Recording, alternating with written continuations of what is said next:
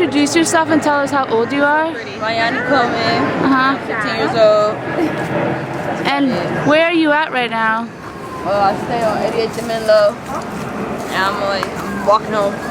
So what I want to do is kind of just get out here and talk to the young people on the street, such as yourselves, because people have it misconstrued on what LA is, but it's not Central. You know, they think it's the movies, and it's just regular people trying to make it day to day, right? And it's like, no, it's just a regular neighborhood, people working and, you know, doing what they have to do.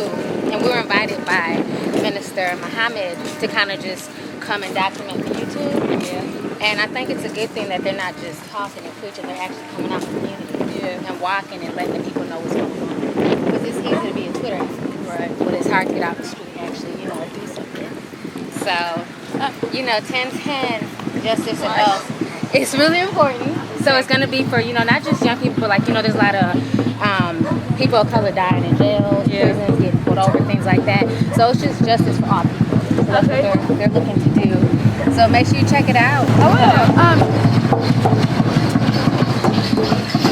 Have you heard of the Million Man March or Justice for Else? Do you know anything about Black Lives Matter? I attended a Black Lives Matter meeting before. I actually worked with Community Coalition for a while before Black Lives Matter. They take it very seriously.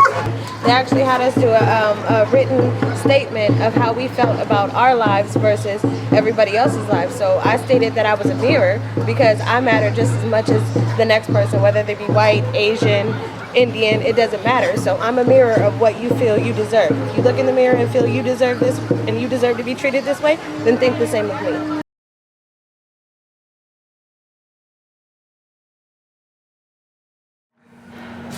I am Student Minister Tony Muhammad. I am the Western Regional Representative for the Honorable Minister Louis Farrakhan and the great nation of Islam. So Minister Tony Muhammad, I had met you about 6 months ago at Upfest. Yes. And it was such a blessing. And at that point in time, I wasn't too much aware about the Million Man March.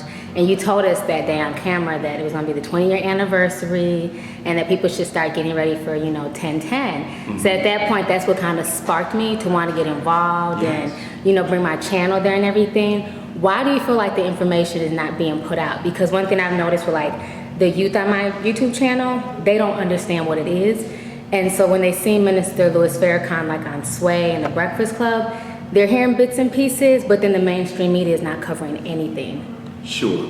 Well, the enemy cannot cover what is going to be sort of like the end of his tricks. You know, that's why we thank God for social media.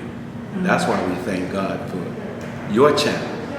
Just like the Million Man March, we got no major publicity, no TV, no radio, and 2 million showed up.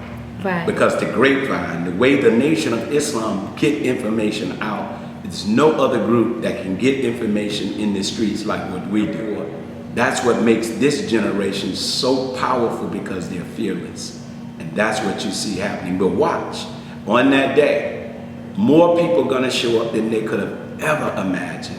And they will see that the spirit of the Million Man March is alive and well, because on that day, we're expecting over 100 to 250,000 Native Americans.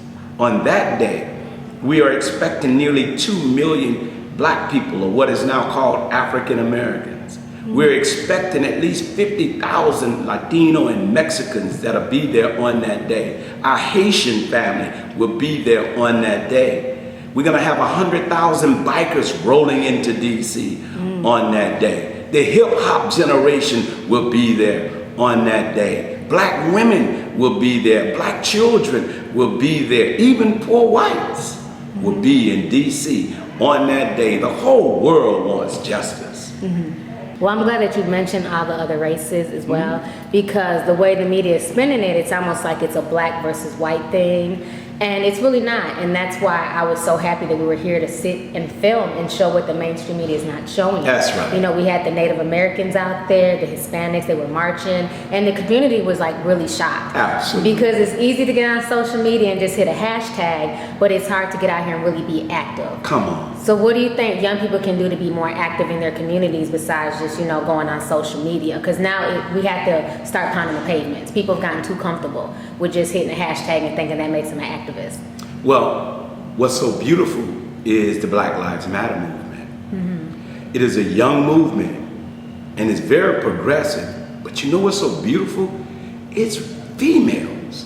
Right. See, that are leading young black females, which means to me that the spirit of Harriet Tubman is still alive. The spirit of Sojourner Truth is still alive. And because black women are standing up, you're giving strength to black men.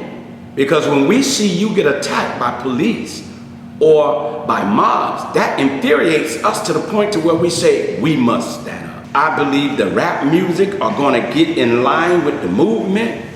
I believe our black athletes are going to line up with the movement. I believe our wealthy blacks will line up with the movement. We are getting ready to see something we've never witnessed in the annals of history, and it's going to be led by young people.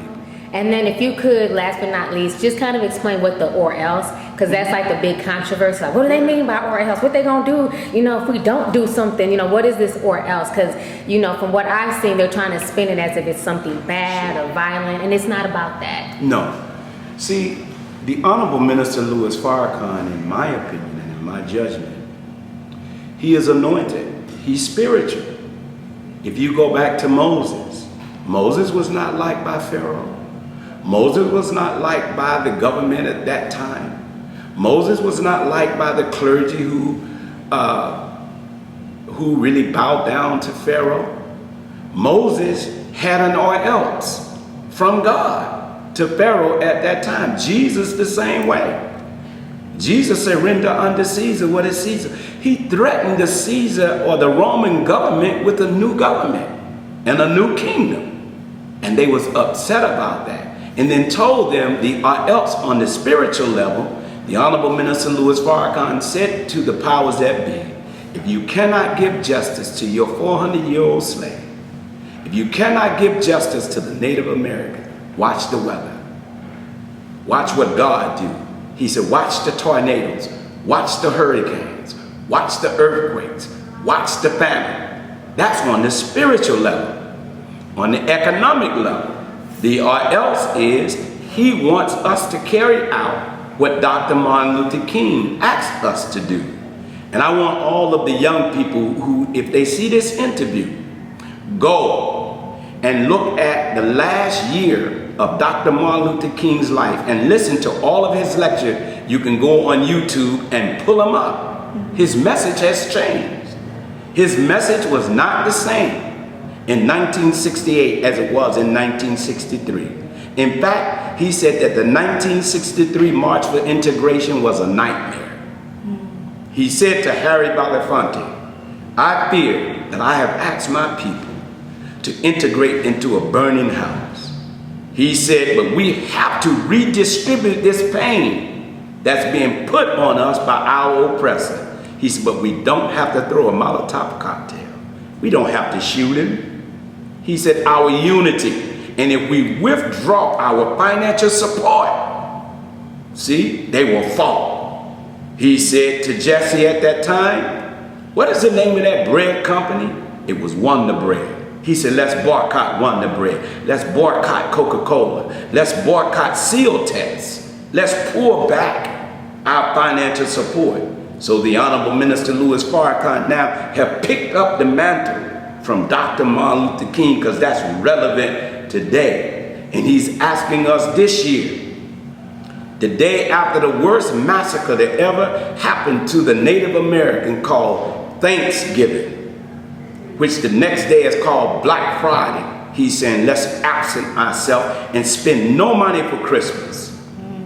See, pull back support and give Christmas back to Christ and take it away from Santa Claus and the Wall Street merchant who play on Jesus and who play on the money we don't have. What if we bought no Christmas trees?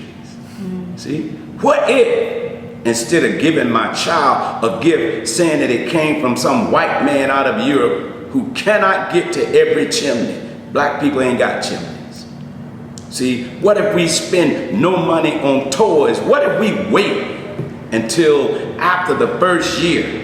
They'll be giving away the toys. They'll reduce the price, showing you that they marked them up to it too high anyway. What if black, brown, And red people didn't spend money with white establishment and took our money only to black, brown, and red establishment. So See, going back to the economic reality will change. Right. And So we that's never the will or have else. to. That's the or else. We don't have to do nothing. We're not talking about killing white people. As you have done, so shall it be done unto you.